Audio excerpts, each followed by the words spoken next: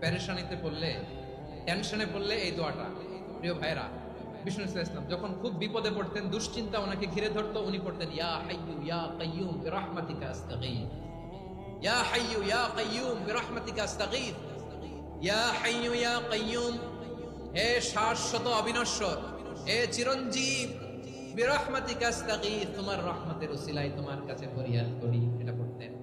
আবার আরেক বর্ণনায় এসেছে ইয়া হাইয়ু ইয়া কাইয়ুম বিরহমাতিকা আস্তাগীথ আসলিহ লি শা'নি কুল্লাহু ওয়ালা তাকিলনি ইলা নাফসি তারফাতা আইন, আসলিহ লি শা'নি কুল্লাহ, আল্লাহ আমার সবকিছু আপনি সেটেল করে দেন।